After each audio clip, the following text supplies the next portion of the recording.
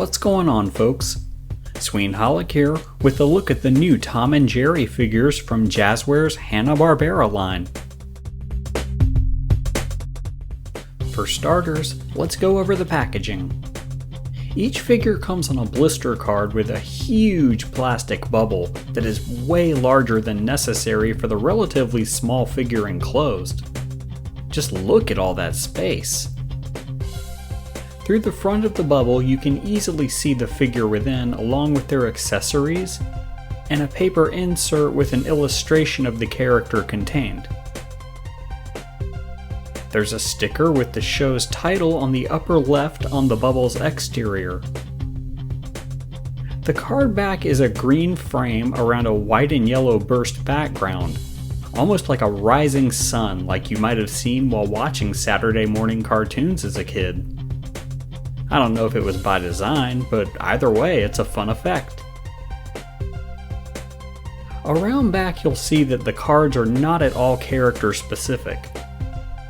There is a crazy cool collage of classic cartoon characters, all creations of Hanna-Barbera, and a list of other Hanna-Barbera cartoons for which there are likely figures on the way.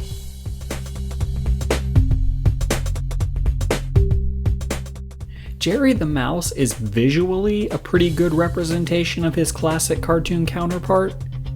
His varying shades of brown are definitely spot on. The head looks great in my opinion, with the huge ears with pink on the inside, the little tuft of hair up top, the wide open eyes, and a big open mouth smile. Loath as I am to say it though, from the neck down is where a lot of Jerry's troubles begin. He has a total of 10 points of articulation, which is nice, but they're really a case of feast or famine. Some of the joints were so tight when I opened them that they felt like they were going to break.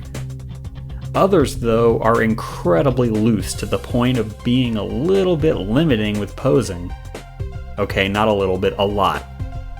Jerry's massive head also makes him incredibly top heavy, so you have to do a lot of messing around with weight distribution to stand him up. Another thing the loose joints and top heaviness cause trouble with are Jerry's accessories, which include a stick of dynamite and a wedge of cheese. Not only that, but his hands aren't designed to actually hold either of these items, so you're completely at the mercy of his poor joints and the forces of gravity for getting poses out of him. If you work at it long enough, you can get some poses, so it's not impossible, but the longevity of the positioning is tenuous at best. Overall, I've experienced a good bit more success with Tom the Cat. He also has a great cartoon-accurate look with his gray and white coat, and the maniacally happy green and yellow-eyed expression on his face in the same style as Jerry. He's got tufts of fur up top and on either side of his head, both within and beneath his ears. Tom has 13 points of articulation, beating Jerry by 3 with elbows and a mobile tail. Thankfully, none of his joints are incredibly loose, but his waist and tail aren't that greatly set in, so they will sometimes separate unintentionally. They're no trouble to set back in though. Tom stands up with far more ease than Jerry for two main reasons. His head is not as large compared to his body, and his articulate tail can act as a great balancer. For accessories, Tom comes with a single-piece loaded mousetrap and a big yellow and brown mallet. A major added bonus is that Tom's hands are sculpted to hold items. The mousetrap is no trouble, but the mallet is a bit on the heavy side, sometimes even heavy enough to screw up his balance. Still, you get far more stability out of Tom than Jerry in terms of displaying.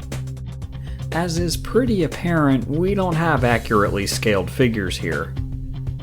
Might have been cool to have given Tom a smaller Jerry accessory, But I guess Jazwares may have figured Tom and Jerry being the team could easily secure the sale of 2 figures instead of 1. I'm definitely gonna have to say I'm more impressed with Tom than Jerry. Yeah, go figure, me liking the cat better. But I'm of course happy to have both members of the duo. I can easily see people being reluctant to give these a chance given the problems I've just pointed out. Even though they're only $7 each, the loose joints and screwed up balance is gonna turn a lot of people off. The things I'm keeping in mind though are, not only am I a big classic cartoon fan anyway, but in case you didn't know, David Vonner, the toy creating genius behind a lot of the Marvel content produced by Toy Biz and Hasbro, is now at Jazwares. This gives me a lot of hope that these toys can only get better with time. So I'll definitely be sticking with the Hanna-Barbera line in hopes of getting my hands on my many other favorites. Stay rad, friends.